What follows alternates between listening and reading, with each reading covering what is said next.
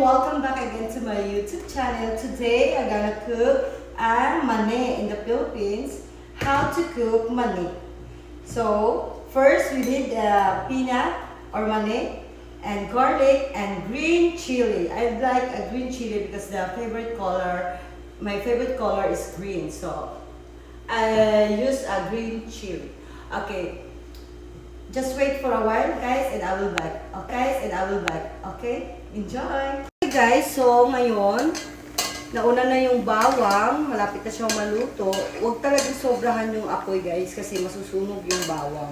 Papait yung, yung mani. At pati yung bawang, papait talaga. So, dapat, low fire. So, ganyan. Halo-halo lang. Hanggang sa mapagod ka.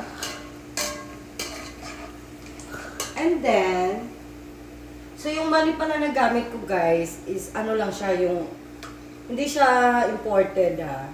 Galing siyang, basta dito lang din siya tinanim.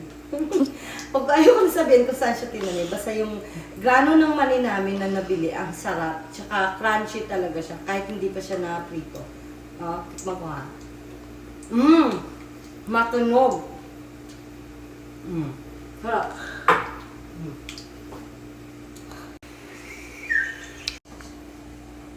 So guys, luto na yung garlic natin. Dapat ganito lang talaga ang kulay ng garlic. Hindi siya totally brownish, yung light brown lang talaga. Para hindi siya mapait.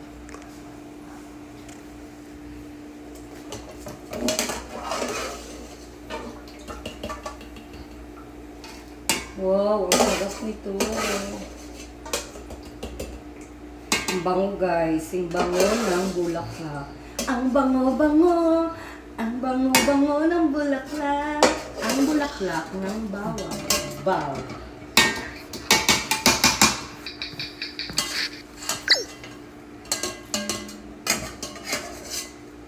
So, ngayon, iset aside muna natin, guys, ha. So, now, kasi mani na yung isusunod natin, so, mag-a-add ako ng fire na number 6 ko na siya para tumudo. Ay. So, now, I will add na yung mani. So, guys, konti-konti lang muna para hindi siya ma-overloaded sa dapat makahinga siya. Ayan.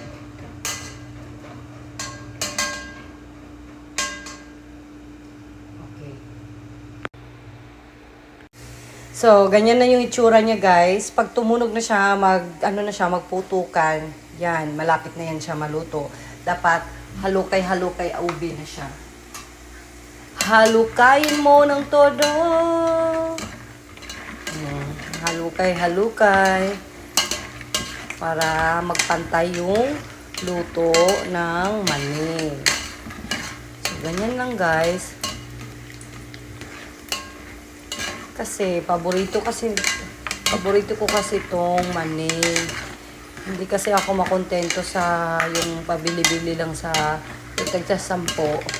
Konti lang kasi, kaya pag gusto kong kumain ng mani, bumibili na talaga ako ng isang kalahating kilo, ganyan, para at least marami kang mailuto at saka marami pang sobra. Ako naman kasi, pag bumibili ako ng kalahati, inuubos ko na yan. Niluto ko na yan lahat. Tapos, ni-stack ko lang. Pag trip ko naman na kumain ng mani, at least, meron na akong mani niluto. Hindi siya siya, guys. Hindi siya kumukunat, yung hindi na siya crunchy pag ilang araw na. Basta nakatakip lang siya. Yan, pag magputukan na yan sila, guys. Yan. Ibig sabihin, malapit na siya sa tunay na pag-ibig. Diba? So, halukay-halukay lang, guys.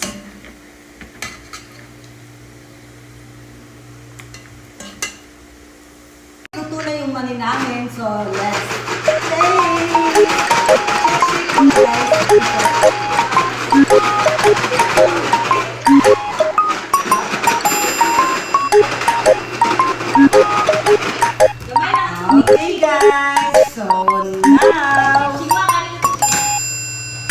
guys.